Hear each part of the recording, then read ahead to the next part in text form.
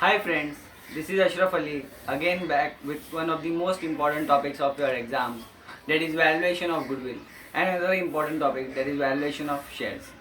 Valuation of goodwill and valuation of shares is important for your TYPCom exams as well as for your CA final exams or MCom exams. You can refer this video for any of these exams which have been told to you. हम लोग जब goodwill के बारे में सोचते हैं तो goodwill हमेशा पता होता है कि रेपुटेशन ऑफ बिजनेस है। ये तो लास्ट मिनट रिवीजन लेक्चर है, इसलिए हम लोग क्विकली लर्न कर लेंगे कि गुडविल को कैसे कैलकुलेट करें और साथ ही साथ शेयर्स को भी कैसे कैलकुलेट करें, उनका वैल्यू कैसे निकाल लें, ये देखते हैं।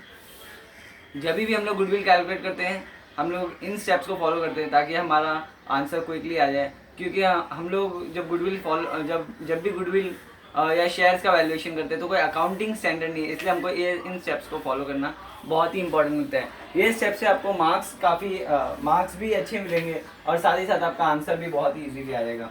Let's understand valuation of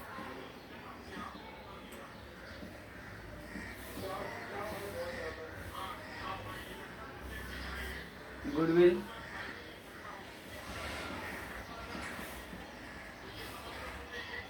as well as share.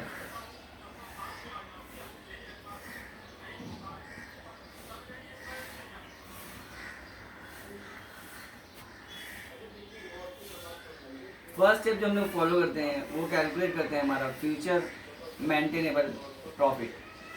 Future maintainable profit या हम स्टूडेंट्स में या हम लोग में ये चीज़ कॉमन है जिसे हम लोग कहते हैं FMP, कैलकुलेशन ऑफ FMP।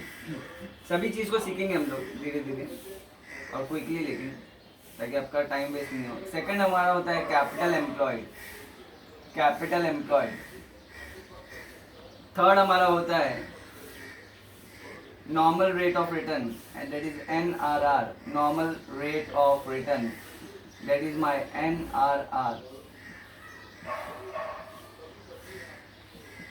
फिर फोर्थ हमारा होता है हमारा एवरेज प्रॉफिट, एवरेज प्रॉफिट जो कि हमारा होता है कैपिटल एम्प्लॉयड इंटू NRR।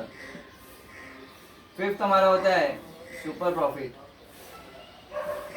जो हमारा होता है FMP minus average profit, that is first minus fourth. And sixth हमारा होता है कैलकुलेशन ऑफ गुडविल जो कि होता है हमारा super profit into number of years purchase. मैं सिर्फ आपको इसका बेसिक बताऊंगा और इसको कैसे यूटिलाइज करते हैं हमारा आंसर लाने के लिए, वही चीज़ देखेंगे। हम लोग कोई क्वेश्चन इसके बारे में फिलहाल तो नहीं सॉल्व करना है। जब भी हम लोग गुडविल के साथ अगर शेयर्स का सीखते हैं तो हमारे लिए नंबर 7 हो जाता है, नहीं तो ये नंबर 1 होता है जो कि होता है हमारा कैलकुलेशन ऑफ इंट्रिंसिक वैल्यू।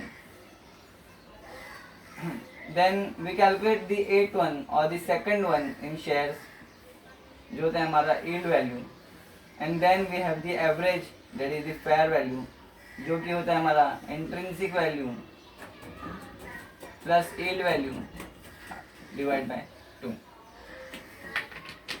जब हम लोग सिर्फ गुडविल की बात करेंगे तो हम लोग ये 6 स्टेप्स को याद रखेंगे। अगर हम लोग ने सिर्फ शेयर्स का क्वेश्चन सॉल्व करना है तो हमको ये 3 चीज़ें, और अगर कोई क्वेश्चन गुडविल और शेयर्स के साथ मत है तो हमको इन 9 स्टेप्स को याद रखना है। जब भी हम लोग बात करते हैं future maintainable profit, future maintainable profit, देखिए सबसे पहले समझिए कि गुडविल, हम लोग गुडविल क्यों कैलकुलेट करते हैं। सपोज कोई ऑर्गेनाइजेशन दूसरे ऑर्गेनाइजेशन को लेना चाहता है, तो उस वक्त जब एक ऑर्गेनाइजेशन दूसरे ऑर्गेनाइजेशन को लेना चाहता है तो उसको कुछ ना कुछ कंसीडरेशन हम लोग जो कैलकुलेट करते हैं वो हमको देना होता है। जब वो कंसीडरेशन हमको देना होता है तो उसके लिए हमको कंसीडरेशन हमारा वैल्यू वर्थ है या नहीं है वो चीज़ कैलकुलेट करना होता है। जैसे कि अगर आपका बैलेंस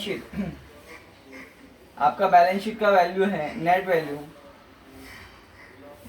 इज अराउंड 10 lakhs और आपने दे दिया इनको कंपनी को 12 lakhs, तो ये जो कंपनी का 12 lakhs हो गया, मतलब आपने ये सोच के दिया कि 10 लाख का तो जो इनका वैल्यू है ये कंपनी हमको देगी, साथ में और इनका वैल्यूएशन 2-3 साल 4 साल तक चलेगा, तो हम लोग ने एक्स्ट्रा कुछ कंसिडरेशन दिया जो कि 2 lakhs है, तो वो हमारा गुडविल होता है।